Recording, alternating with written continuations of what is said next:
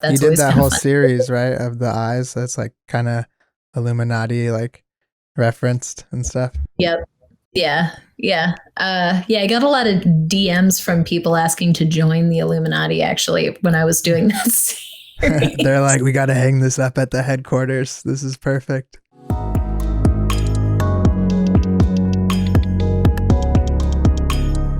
Hey, everybody. Welcome back to the Jesse Nyberg podcast. Today I have on a really cool guest, Hannah Webb, talented painter, artist from Los Angeles. And she's here today. We're recording later because one of my first local guests in a while. And how are you doing? Doing good. Yeah. So have you hmm always been based out here in Los Angeles? Uh, since I've been painting and working professionally, yeah, I've been on the West Coast. I grew up in the Midwest, and then I was living in Orange County for some years. But I've been here in LA since 2014. Okay. So yeah, that's a while. And then the Midwest, where were you at? Ohio. Ohio? Like Yep. city or like country more style? I generally say like Cincinnati area to people that are not that familiar with Okay. Ohio, but Yeah. somewhere in between. I'm from a small college town in like Southwest Ohio. Okay. So there's like a big university right there. There is, yeah, yeah. Yeah. So it's kind of right in between being. It's a little town, but it's kind of surrounded by A lot of stuff farmland going and on. yeah, like it's what you'd expect from like being in the Midwest is. Yeah. Like if you just picture it in your mind, basically. A lot of cows, a lot of corn. Yep. Yeah. Yeah. That's wild because like I've always lived in California, not like LA proper, but this general area. And I'm always interested to see like how it would be growing up in other places because I've always grown up in somewhere that's so busy that I don't know how it is to like a lot of people that live out here, they ask me, when did you move to LA? And it's kind of like, oh, I always kind of was around here. That seems like most people's stories are they come here to, like make it or whatever you want to call it. Make it totally. Yeah, I mean, I don't know. I think being from Ohio is cool. I think it was cool to grow up there and stuff. But yeah, I mean, as somebody that's like just trying to make it in the art world, it's helpful to be in the general like area where a lot of this culture and stuff is happening. So yeah, Yeah. it was a good move for me for sure. Yeah, definitely. And did you go to school anywhere or? I did. I went to Laguna College of Art and Design in Orange County. Actually, Right. that was kind of the big push for me to move west. Yeah, that's pricey, right? In the grand scheme of art school at that time, not the worst, but yeah, I mean, it's college, it's private school, so yeah, it was it was a decision. Yeah. But I mean, whether that was kind of part of your success or not, it's paid off either way because you look like you're doing pretty well for yourself. And I wanted to ask you, like, what's kind of being like a working artist out here in LA? What's kind of like, can you walk me through your daily, like a daily day in the life, basically, of Hannah? Totally. Well, so first thing to mention is that I have a day job. I have an like 9 to 5, 9 to 6 job, Monday through Friday. So that is a pretty big chunk of hours Yep. because everything is online right now with COVID. Spoiler. Right. This is it's changed my schedule a little bit because I don't have to rush out the door in the morning and I can make different use of things like my lunch breaks and Yeah, kind it's of get back nice. to it earlier. But yeah, I mean, generally, I wake up early. I'm a morning person. I get up, I drink coffee, I prime panels, or I varnish stuff, or I package orders. I kind of do like general And maintenance. I that's like do before emails. 9. Yeah, yeah, yeah, and then I'll kind of get to work doing my day job stuff. Around lunch, sometimes I'll run out to the post office, or I'll, deal with whatever I need to deal with. I always have a million projects going on, Yeah. so it kind of just depends what needs my attention. Hmm. And then evenings, I usually spend kind of out here in my studio here, and I paint and actually do that then. I can only ever really paint for like 2, 3 hours, maybe 4 hours in a sitting anyway. Yeah. So, it's not like I would paint for 8 hours if I weren't at my day job because, Yeah. somewhere between my style and whatever it takes out of my brain, I just really wear out, and I can't keep steady with my little perfect marks and stuff if I do it for too long. So a few hours of painting, a lot of hours of everything else, kind of business maintenance stuff, and the day job. It's and a lot. your style, it's so clean, like with the straight lines. I feel like I could imagine if you're really tired or you drink too much coffee or something, it'd get a lot more shaky after a while. Yeah, it has happened that I will accidentally, like on a Sunday afternoon or something, I will drink too much coffee and start to paint and realize that I can't right now. And I have to wait like an hour or something. Yeah, I'm actually surprised to hear though that you are still working at whatever your day job is. You could maybe talk about that real quick, but because to the I don't know, I guess to the common folk or the public perception, it looks like you would be someone that would be considered like a full-time artist, like all these followers and your work's kind of, people speak highly of it, but that just goes to show that stuff's tough. Well, my feeling has been that I will do both as long as I can do both. I think that is not going to last forever because my art stuff has grown year over year, which, is great. But at the same time, I'm a little too pragmatic to ever feel comfortable, like, abandoning a 9-to-5 job that I've worked up to. I work at a school. So, I feel strongly about that too. So it's hard. And I think that I just kind of overwork myself and overcommit and do too much and have just sort of made it work. So, it's kind of a nice balance though, honestly. Like it's really nice to have that like routine, even if it does feel like it cuts into my painting time or whatever, but I'll do both as long as I can handle both. And someday I maybe will not do both anymore. Yeah. I have a similar feeling about it because I have a daytime job. It's also like as a designer. So it's not like, it's something and I could just do that if I wanted to, but freelance opportunities and just other external things, YouTube, the podcast and whatnot. I would like that, to one day be its own sustainable thing where the daytime job is like, well, if I lost it, I'd be okay, However, it's nice having the extra money and it not just being a replacement, So it's kind of hard to know when and it's not like I'm not making a ton from YouTube or anything yet, but freelance and whatnot, it's hard to know when or if that is even ever the right decision, to quit the day job. For sure. Yeah. I mean, I see it as, I'm relatively young. I feel like if I'm able to kind of work my butt off now and make all of these things happen and, put money in savings and sort of prepare myself, then I can do something riskier, or to me riskier, and maybe do the painting thing 100%. But I mean, I think it's hard because what I'm doing is not commercial, like I'm not actually doing, I'm not working I'm not even freelancing really. What I'm doing is I'm like making paintings like people a fine artist. After, right?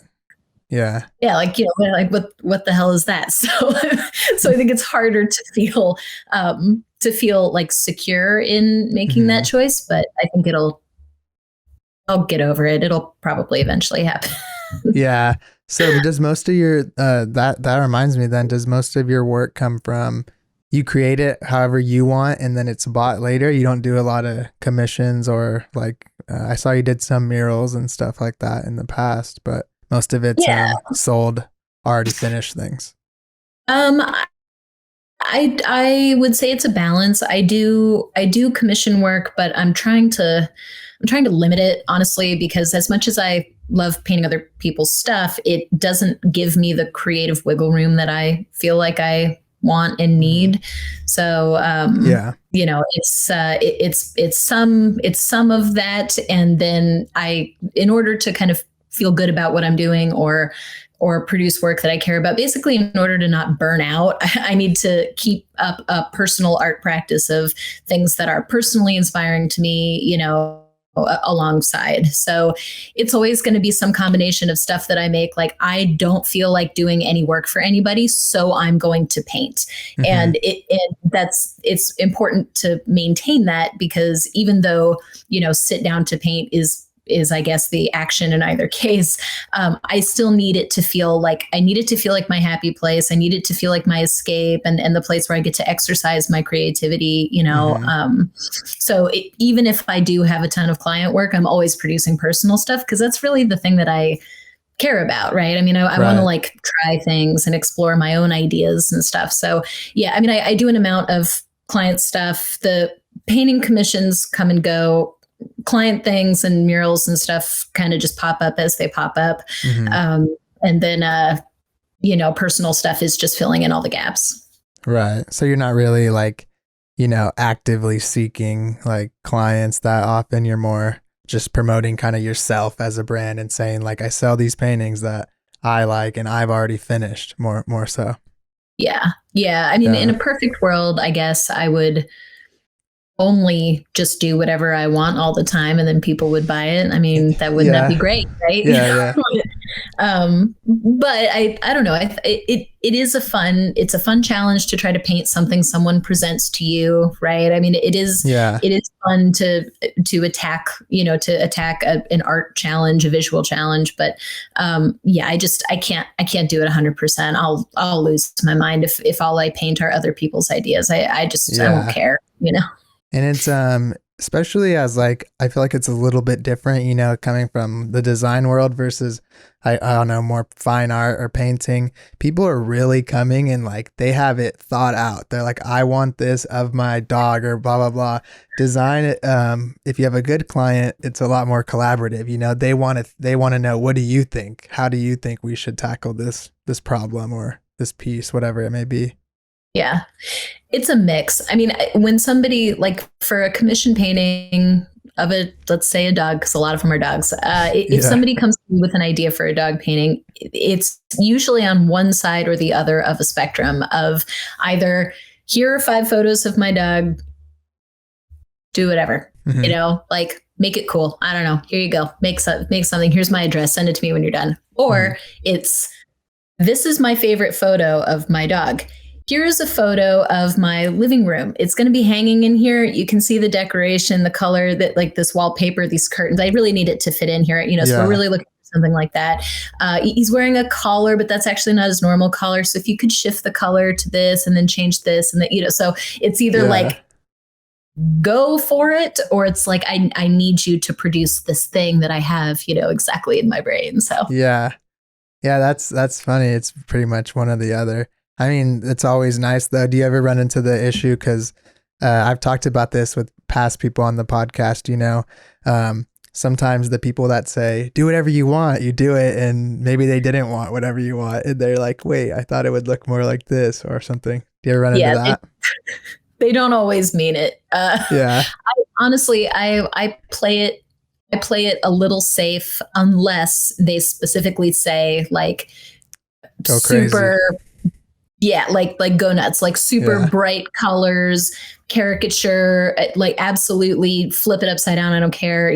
Those are the ones where I'm like, all right. And that's super fun because then I can do really whatever I want. But yeah, sometimes if somebody says, do anything, love your work, full creative freedom. And I know they're hanging it in their living room, right? Yeah. I mean, I don't want it to like make your eyes bleed or something. It needs to be full fun, saturation on every color. It needs to be regular. Yeah. It's weird to see like people don't, sometimes it takes the first, like for me, it'll take the first round for them to really see what they thought that they wanted or whatever. But when did you start kind of doing that, like sharp edge, like very bright kind of, I don't even know like how to explain the style, but people will know it. I'll throw up a picture if they don't. Yeah. It sort of just developed over time. So Hmm. I've sort of told this story a little before, but I when I finished art school, I was oil painting and Hmm. was relying really heavily on blending. So like, I didn't ever really need to think about colors because if this is blue and it turns yellow, then you just kind of smush it together in the middle and then you get what you Yeah. get. And my paintings were bad. They were all bad. Like I say this with no whatever, they were objectively not good paintings, and I think that that's because I there was a lot that I didn't bother to learn because I was leaning on the medium to fill in the gaps for me. Mm. I decided to transition to acrylics specifically because I wanted to prevent myself from mixing color. I decided, or from blending color. I Right. decided that that was probably my biggest weak point, the thing that I thought was the biggest failure in my work, because I felt like I could draw pretty well, but I felt like I was coloring basically, right? Like rendering really poorly.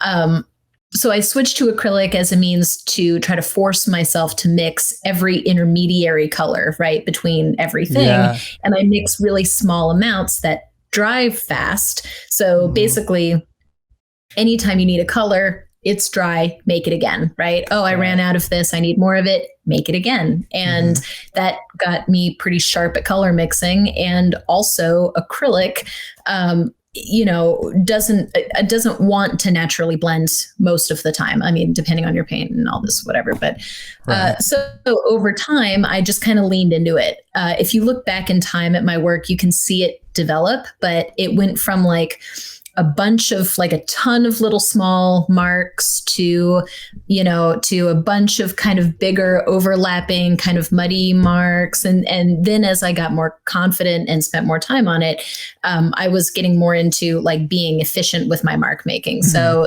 now what they are is they're actually more simplistic with bigger marks that I think are more accurate, that Right. tell the story a little faster.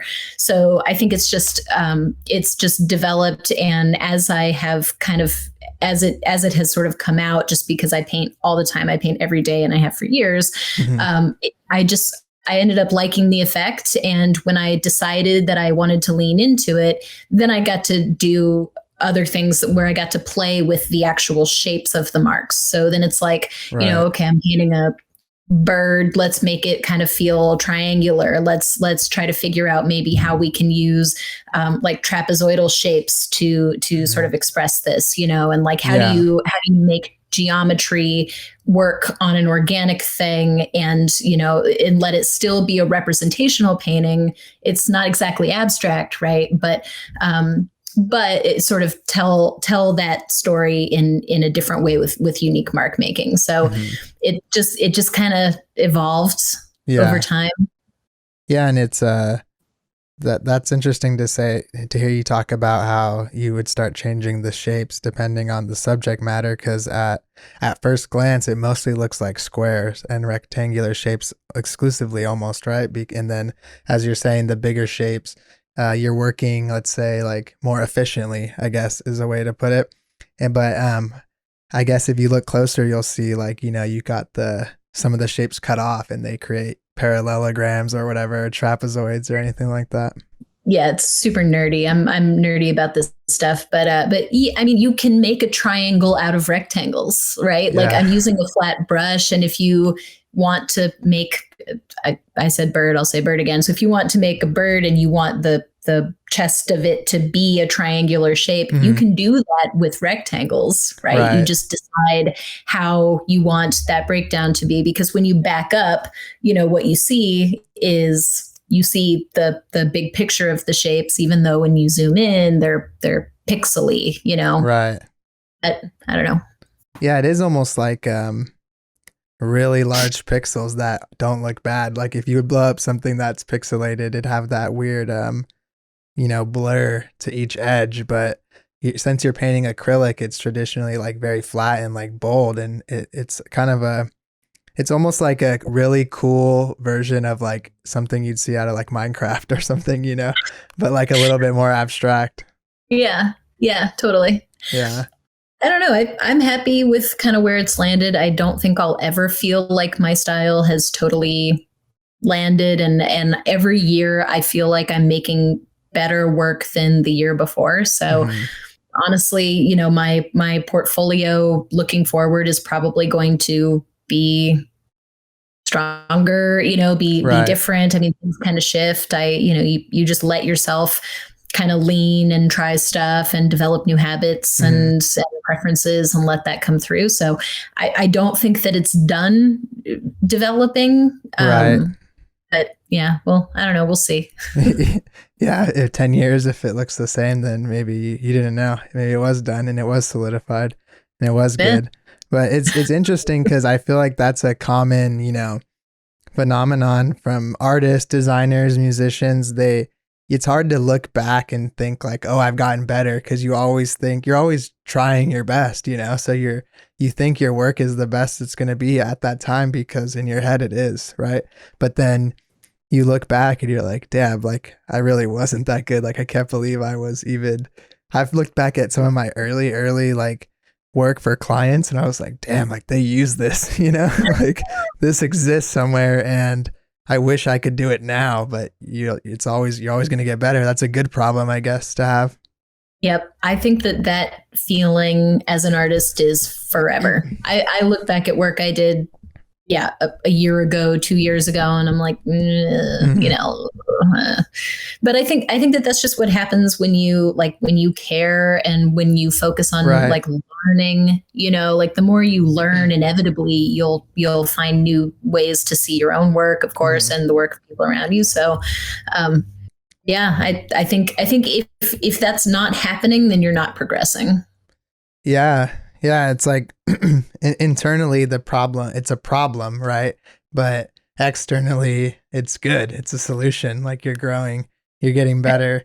But in your head, it can get tough or whatever when you're just stressing about something and thinking, oh, because it's hard to tell growth every day, right? So when you look back at it, though, you really see it. Um, Speaking of like kind of where your styles came from, where do you draw like a lot of inspiration from in your painting? It could be from other artists, people, or just life, whatever. I kind of an art nerd answer on that too. I would say that I am inspired by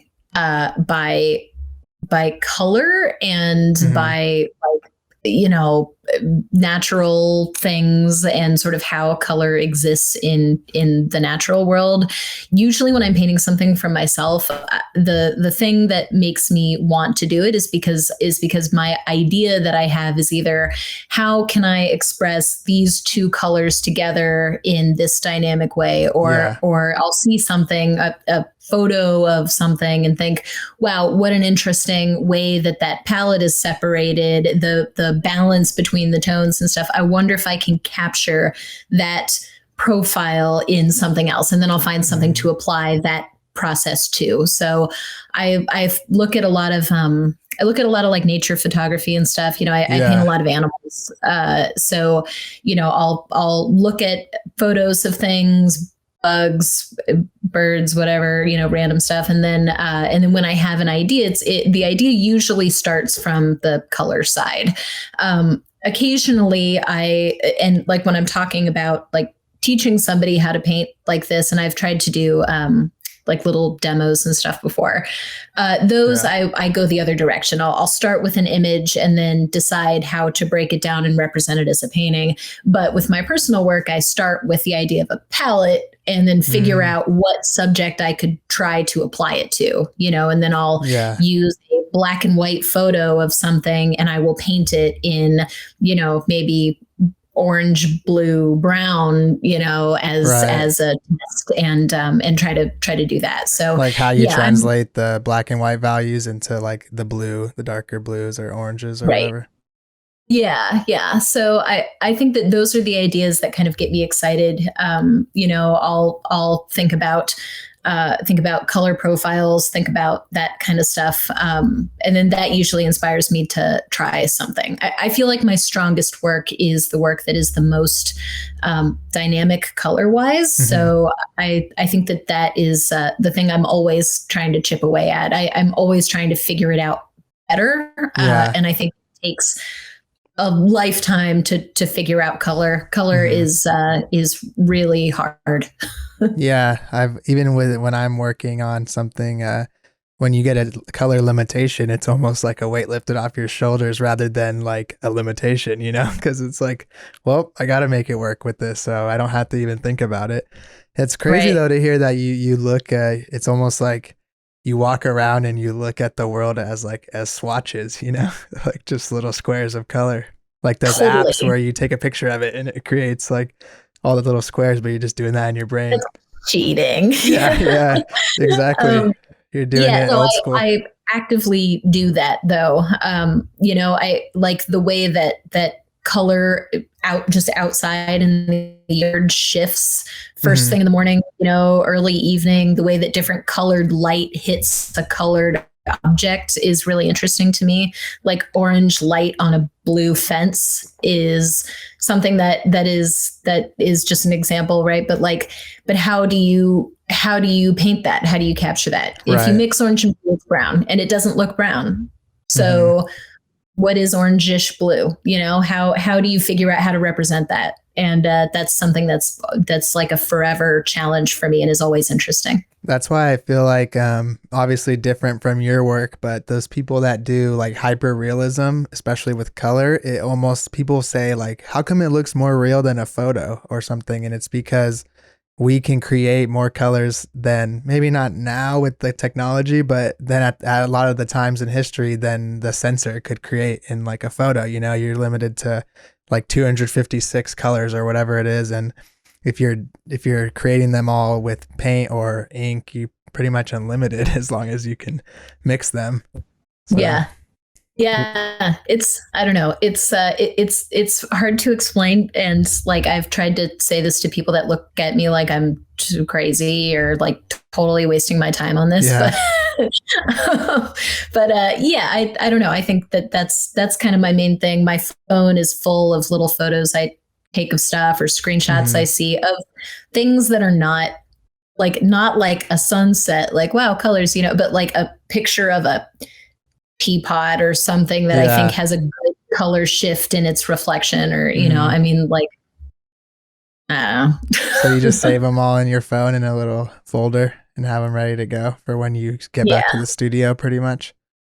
Yeah, pretty that's much. cool. What's your favorite subject matter? Because I know you said you do what was it, you birds and stuff a lot, so or animals, I guess. But Yeah. It depends. I think when I want to do something a little easier, I'll do like mhm. a skull or something, just because they're really plain centric, really plainer, and that makes it easy just to focus on value and Yeah, shapes. So I do a fair amount of those. I paint a lot of eyes. yeah. Which I think are a fun challenge because it is the collision of hard and soft. So like the Mhm. the wetness and softness of your eyeball against sort of the structure of your eyelids and everything around Mhm. it. That I think is fun to try to capture with rectangles, right? With like rectangular marks. How do you Right, show soft and wet right next to hard if all that you're using are like long cornered off shapes? right. And So such an that's organic fun. shape too, or like thing to make into Yeah. rectangles. Yeah, but you have a lot of freedom there. So I mean that one's fun. I do those a lot. I mean, I like kind of close ups on body parts and things for that reason. I've painted some mouths and stuff. You That's did always that kind of whole fun. series, right, of the eyes. That's like kind of Illuminati like referenced and stuff. Yep. Yeah. Yeah. Yeah. I got a lot of DMs from people asking to join the Illuminati actually when I was doing that They're series. like, we got to hang this up at the headquarters. This is perfect. They're like, are you Finally, are you in are you in the Illuminati? How do I join? like all Like I cryptic. Yeah, they're like, yeah, like how, I don't know what oh, to you tell you, got man. in? How'd you get in? How'd you get the drop? Uh, wire me $500. I will send you your membership card. Yeah, and just print it out, fake ID style. Yeah, I mean, that's like people online, you know, you never know what's going to happen. And I imagine as you get more and more of a presence, like more and more strange inquiries from people. I get every message in the spectrum of messages. Yeah. Yeah, and I think that is one of, you need to be positive about that sort of thing. Like, the more people are on your page, or the more likes or comments you get, the odds are that you will get more that are like not nice, right? Just Right. statistically. Yeah. So like, people feel comfortable saying things like I don't like this person's work, and like, I mean, Yeah. I don't care, whatever, but like, this is on my page. Right. Like, who are you talking to? Yeah. Like, if the poster is not the creator of the stuff or something. But Yeah.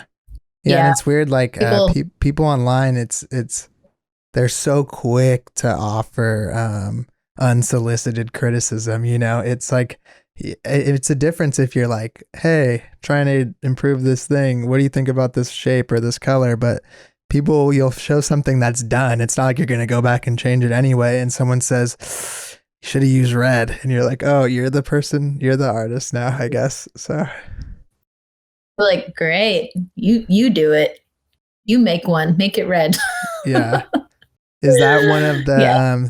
like, is that one of your, I guess, like, favorite things you've done then, the eyeball kind of series? I don't know. I think I just have a lot of freedom and flexibility with that. So Mm-hmm. I did a series for a solo show I had in LA a year and a half ago.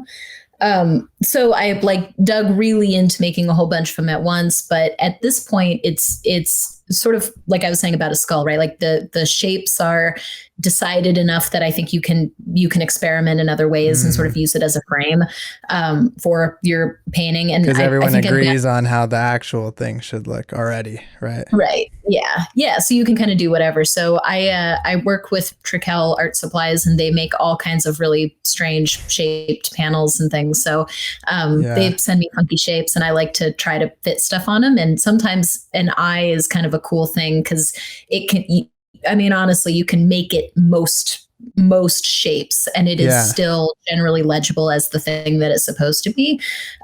So it's just kind of a nice solution to a composition challenge, and I'm kind of interested in that too. So I was going to ask you about that.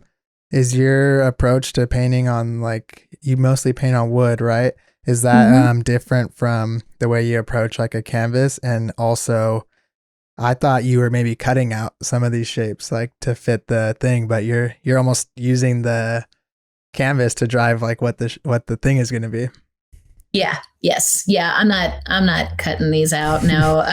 Yeah, I end up with shapes, and then I try to figure out what to do on it. I have a project coming up actually that I really need to get on. I'm painting also a guitar body, but it's like a flying V shape.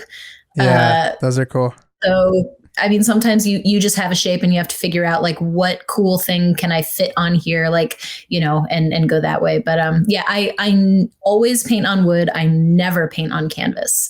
I cannot stand canvas. Since pretty much since anyone would have known, you've been painting on wood. Yeah, canvas texture makes me crazy. Because your style's so smooth, right? And then the grit shows through, or whatever you want to call it. I don't love the look anyway. Like, even if I could get my marks as clean as I want them, which I kind of can't on canvas, or it just takes too long. It's just not worth it. Even if I could, I don't like seeing canvas texture through a piece of artwork in general. I just, that's a personal preference thing. I just don't like the look. Yeah, and it's interesting because other people that's something they want to preserve when they're doing it, But I guess you would have to get it pretty thick on the canvas to cover up any of the texture showing through, and that might hinder your ability to do it right the first go at it. My paint is super thin, actually. So if you were to hold one of my paintings at an angle, you can see that there's not much weight on it, because Yeah. super thin paint is how I get like super flat, even marks. Mm-hmm. And on canvas, I wouldn't be able to execute the same way. So, Yeah. I mean, speaking of that, what kind of paint do you use oh my and God, materials? you're asking me this question. Yeah. So this is like the world's worst question. No, I would say that I get asked, what brush is that? What paint Yeah. is that? What panel is that? Every time I post anything, I get that comment anywhere from like 5 to 40 times, especially if it's on a video. Those just seem to get comments from the internet. My materials are in my hashtags, in the caption, on my website, and in a permanent story on my page on Instagram. Nobody sees it. I can't spend all day answering. Like, if my phone blinks every hour and it's somebody saying, what paint is that? I just can't answer. You wouldn't be able to paint anymore. You'd just be a social media manager. Yeah. People message me all the time. Hey, just wondering if you can tell me what paint you're using. I appreciate that you are inspired by whatever and you want to, like, that's great. But I bet if you tried to figure this out, you could. You would be able to. The information is everywhere. The other big part of that is the disclaimer that would need to go along with it, which is that it ain't the paint. Yeah. It's not the brush. It's not the paint. You heard it here. It's not. I'm sorry. Like, I would say I use better paint than like dollar store craft paint, but the paint does not come out ready to apply the way I apply it. It's not the paint. I use 4 different kinds of acrylic. I use a world of different brushes. It's just not that. Like, I tell people what I use. That information is very public. Yeah. Because it's really not a secret. I mean, like, truly anyone could go buy most paint and do the mark making that I'm making if you were committed to doing it. But the paint isn't going to do it for you. And, you need a professional acrylic paint, a real good acrylic paint. There are lots of them. I've had people so I'll say like, oh, for this piece, I used Liquitex paint, whatever. I've had people message me upset because the paint didn't work the way that they thought that it would. And I'm like, that's why it's not the paint. Yeah, I mean, sorry. I kind of wanted you to be able to, we were speaking about this a little bit before, I wanted you to be able to say this, not because in my defense, I saw the highlight on the page and I assumed, if you want to check out actual questions that will go a little bit more depth, you can check out the Patreon, the Q&A after, but I got a lot of questions from the community. I said, what would you want to ask her? And 3, 4, 5 at least said, what kind of paint and what kind of brushes? And I just thought, I felt the secondhand like frustration for you, because I said, damn, it's on her. It's like the only thing you can click on her thing that like moves and stuff. So other than the stories, it's right there. So it's pretty easy. I can't handle the volume of this question online. I will not want to log in and share my work if I feel like I just constantly am telling people my paint. I'm not an art store. I'm a person that likes to make art and I like to share my art, and I appreciate being a resource for people. And I try to be in a way that I think is reasonable, but I just can't do this all day. Yeah. Do you get a lot of stuff like sent or gifted or sponsored or whatever to you in terms of like supplies? Yeah, a fair amount here and there. Mm-hmm. And the stuff that you were already, but I feel like that's the thing about getting stuff, like it's cool when it's cool, because sometimes you're like, well, I already have my thing, so it's like I'm not gonna even use this. But I don't accept that from anyone whose materials I don't use anyway. So the That's only smart. exception, yeah, the only exception to that is like a paint brand was sponsoring a group show that I was in, and they're like, "Hey, we'd like to send you some stuff as a sponsor, if you want to try it out." So, Yeah. sure, if you send me a sampler, sure. But I'm not going to post it if I don't like it. Like I'm not going to share this for you. I'm not going to recommend it to people if I don't feel strongly about it personally. Yeah. And then they're fine with it. But like Liquid Texas sent me paint, but I've been using them for years. Like Trical, I work with now. That feels good though, because you're like, I was gonna buy it anyway. Now I get it for free. Yeah, it's not bad. Yeah, same with Trical. I mean, I've used their panels much longer than I've been working with them. And those are the ones you say can get you like the different shapes and everything too, right? Yeah, they're really solid, like well made, perfectly sanded, beautifully smooth. Like yeah. Because that makes a lot more sense. Because I was like I said before, I was thinking like, damn, she puts in the extra work because she has to create these shapes too and sand it, smooth it all out. But that makes more sense considering you said you only paint like a few hours a day. You wouldn't have time to cut out triangles and whatnot. No, and I don't know. I'm not interested.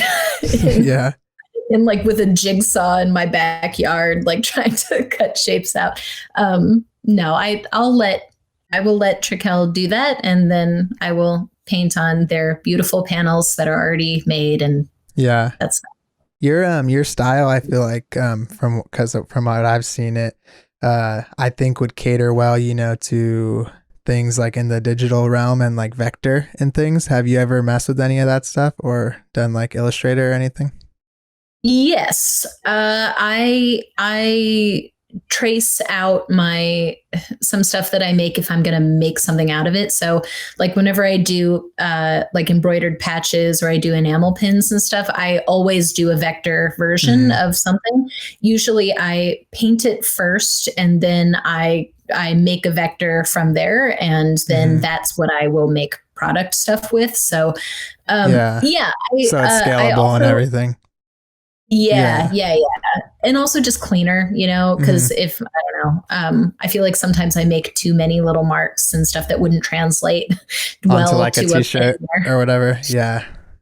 So you just go in and pen tool it basically and get it all kind of vectorized and ready to go. Yeah. And the way that I do that, I have used Adobe stuff for a long time, and I know that it's not the most efficient way to do it. But yeah, I manually trace out my shapes because I end up moving them around a little bit as I go, and sort of adjusting how I want my overlap. So it's always based on something that starts as a painting, but then I edit and shift and change shapes around when I trace it. So I'm like pen tool tracing whenever I do that. I like that you said that though. It is not the most efficient. However, it is the most effective. It gets you, because I noticed a lot of people, like no shade, I don't know how to paint, but people that come from traditional things, a lot of times they'll do their drawings and then they just like image trace or whatever, and that works, but your shit better be perfect when you do the image trace, because it's going to be hard to go in and fix all those crazy acre points it creates and stuff. Yeah. And I don't know. It's funny because I am so committed to having perfect rectangles and stuff, that honestly, like I would rather just place the corners where I exactly want them to go. Yeah. So yeah, it's a little tedious, but I think that I get the best effect out of it by doing it that way. So yeah. Is that pretty good for you? Like selling like the I guess merch or whatever kind of stuff like that, other than just your commissioned or pieces or just prints? Yeah. I just kind of think it's fun. I think that I started doing that because I realized that a lot of people that are interested in art are not art buyers. And that's not a fault of theirs, but some people like really love somebody's work, but like they're not going to hang a print on the wall. They're not going to like invest in an original painting. So how do you make your work accessible to people that don't like buy art, And I think that has been kind of a cool way to connect with people that way. Hmm. I started making scarves recently, like silk Yeah, I scarves. And saw that they sold out right today or recently. yeah, today's are gone. Yeah, That's but quick. That's good. yeah, well, there's 75 more of them coming at some point over the Are summer. those kind of like the ones that just go up like that, like the face It can, mask type things? yeah, I guess you could. Yeah, I just kind of wear them like a it's sort of like bandana size, Right. so like Okay. kind of just Big tie it around. square. But Yeah. hmm So do you do all the distribution and stuff like yourself, or do you use like one of those like whatever they do, print to order or whatever? I do it.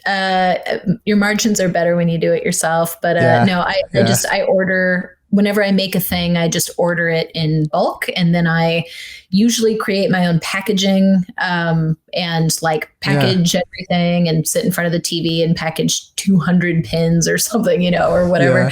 Yeah. You just take And it then all at yeah, once. mhm.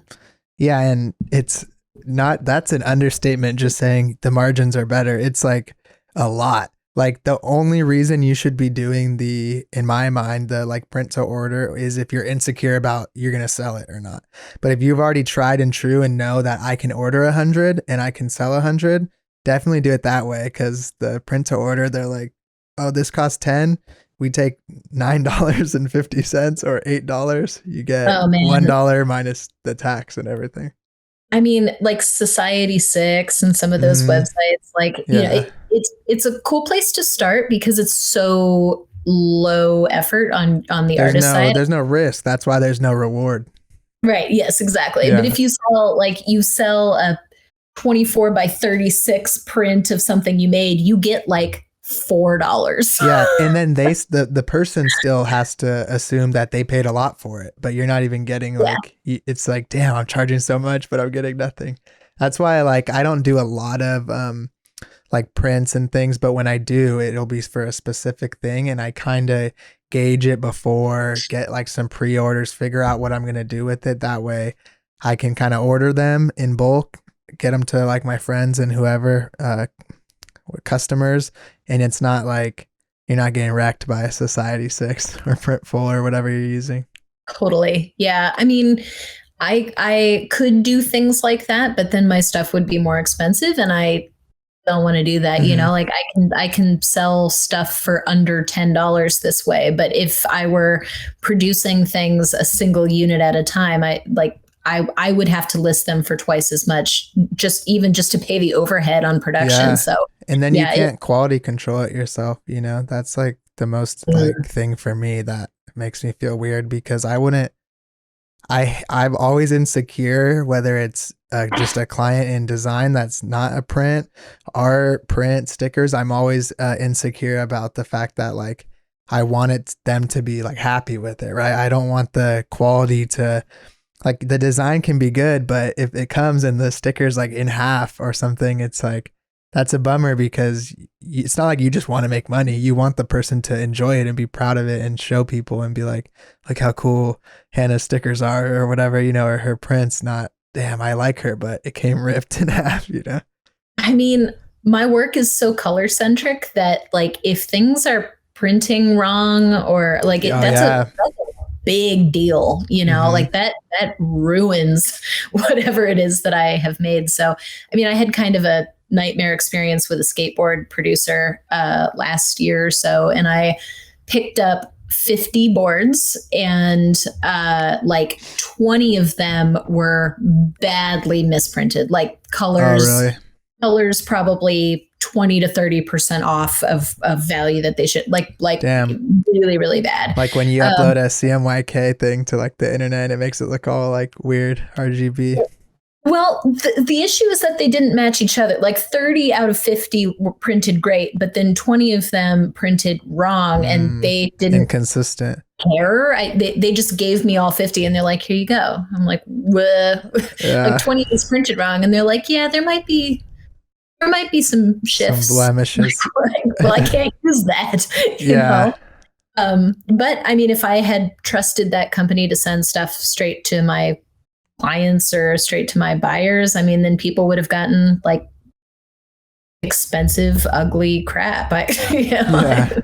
I can't put my name on it and feel good about Right. it. You would have, if you were doing like print to order boards through some website, you wouldn't even have known that they were bad. And the one thing I always think about is what if no one tells me that it was bad and they just think never ordering again, it was bad. And you don't even know that there's a issue or problem that needs to be fixed. Right. And then you're just like thinking ignorance is bliss. Like, yeah, everything's good. But people are getting Oh, shit man. that's 30% off or whatever. And they're so expensive to ship. Like if there were returns, like if there was, I mean, it would just, if I had ordered differently, I would have been in a nightmare situation. So yeah, everything comes to me. I package it myself. I hand sign things if it's limited edition. And then I send them out myself. So it's all with love. Yeah. The old fashioned way. That's cool. Love and control.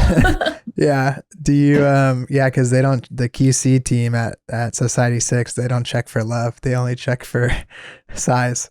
But do you, you said in the studio, do you just work as like a home studio or do you have a external like building or anything like that?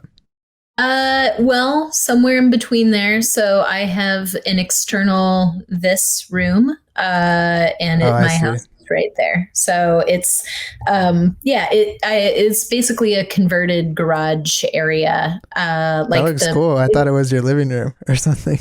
Yeah, no, it's drywalled over where the garage door used to be, and there's flooring and stuff. So it's nice. It is not a garage at all anymore, but it used to be like a detached from the house garage that I've turned into a full-on studio space. Does the door just go right into the house or is there like outside in between? Outside. That's cool because I feel like not only having like a separate area, but actually having that disconnect like physically and I guess emotionally or metaphorically, however you want to put it, helps because I sometimes do leisure or things that I want to just have like fun on at my desk and with my computers and whatnot. And I always find myself not being able to just do it. Like I'll start like working on something or replying to someone and I'm like, damn it, I was supposed to be relaxing. And then it gets real late and I'm like, I didn't even relax tonight. All I did was work. All the time. Yeah. Yeah, it's very familiar. No, it's nice to have kind of a separate space. This is the first time I think I've ever had a separate space. I've always just worked off of a little IKEA desk in my apartment. Like, I mean, my entire production of everything only a couple years ago was in a studio apartment. So it was like my desk, my bed, and a fridge, right. And that is fine too. I mean, most of what I do is just on my desk space. I generally paint small enough that I'm comfortable kind of sitting. I was going to say your scale must not be crazy to where it can go flat on a desk like that or an IKEA desk. Yeah, it depends. Like I do some things that are. Is that on the larger end? That green one? Yeah. But the majority of the things I do are probably 12 inches and smaller. So like yay and down. I do because color studies and stuff. Those are usually smaller because I just kind of want to like bust through them and. It also looks cool when you're doing like the stuff on with like reels or any of that like time lapse stuff because it's all kind of in the frame and you're getting each little like I feel like your style really caters to that medium, like stroke here, little shape here, big reveal at the end, like it's a formula. So that's TikTok is teaching me how to edit videos a little better. I think just like seeing what other artists and stuff are doing. Cause I don't know if you're a TikTok person, but I try. I have a couple that have done well, but I don't consume a lot of the TikTok myself. Yeah. I think once the algorithm catches up, like I just see a ton of art stuff and like, stupid stuff and comedians and whatever. Right. But the art stuff, I feel like you can learn a lot from seeing successful art videos, and it has inspired me to change up the way I've been recording stuff. Mostly I've been slowing down. So I used to just do like one top down time lapse that would just run for the entire production of a painting front to back. Yeah. Held in screen. But I mean, and I don't know, that's kind of fun. It's a little kitschy because it's like da da da da da, here it is all in one. Right. But I think that one of the things that people like to see is actually a little slower. Like I think that they Hmm. like to see the Less, actual, but more detailed segments. Right. yeah, like to really see the mark making Hmm. instead of just like the growth of the painting. It's more about Especially like, when it's like, and you just see your hand, like, and you get up and grab water or whatever and keep going. yeah, Yeah. yeah. And So it's like that slow stuff is, it, people are, with TikTok, Reels, all this, and the way that media is consumed, like people, you got to get them quick. If they don't like the first 3 seconds, and you're not going to get them to stay for even the next 10, and so you better not make it longer than 20 seconds either. Because they'll be yeah, swiping away.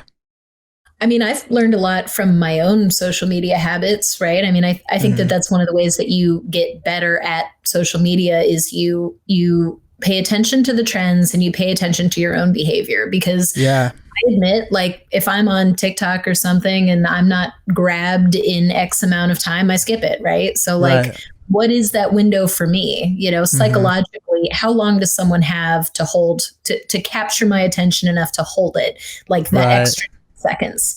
Um, and And it's that's coming from, you're a artist yourself, so you would think you even have a higher threshold of like the sympathy, like I'll just see what happens. And even as, like, I feel that way, I think, oh, I know that if it's someone that's like my friend, like this is gonna punish them if I just go away real quick, and like the algorithm or whatever, so I wait it out and see. But yeah, like you learn from your own like, just like, yeah, habits, like you said. Like, would I watch this whole thing? If you wouldn't watch it, then you can't expect it to, you can't be sad when it doesn't perform.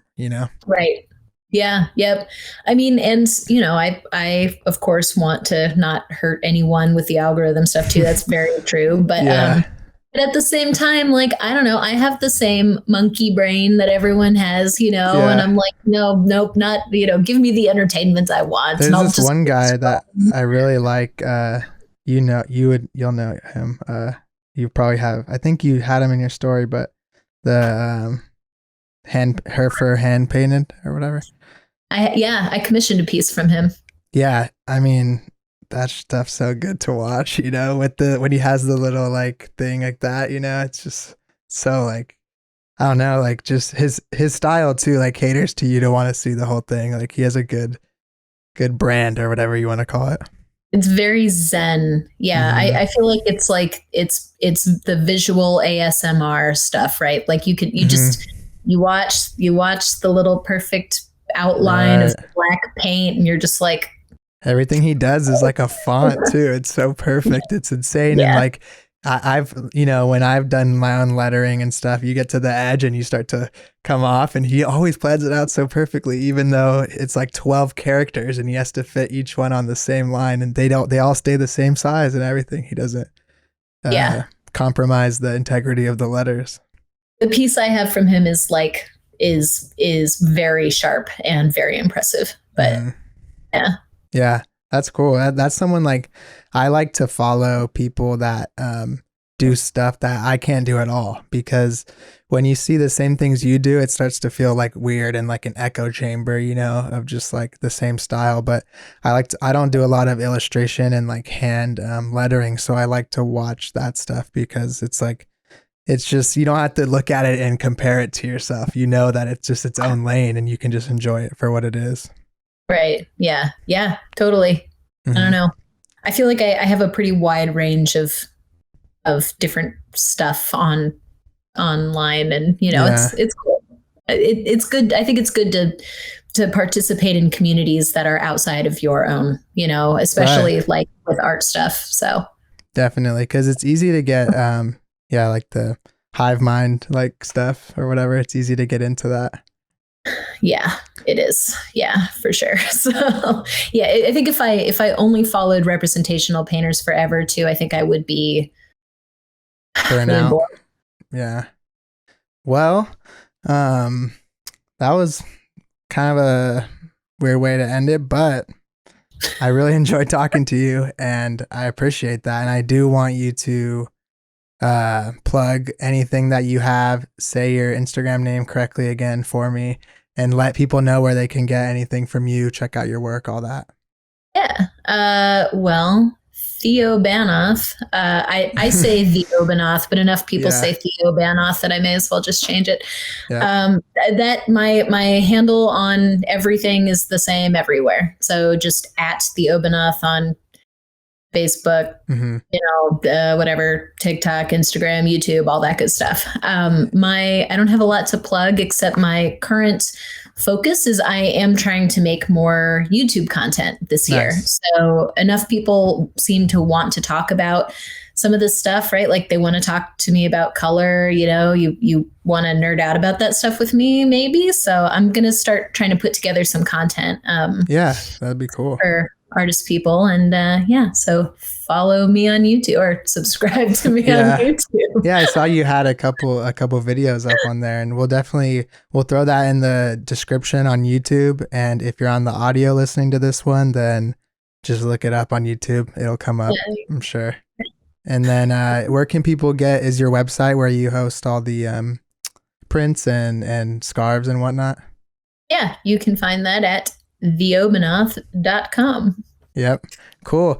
And if you want to hear a little bit more, we got the Q&A over on the Patreon. Going to get a little deep onto some community questions from some of my followers as well as Hannah's. So go check that out. And with that being said, it was really nice talking to you, and I appreciate it. And I hope you guys enjoyed this episode. Thanks for having me.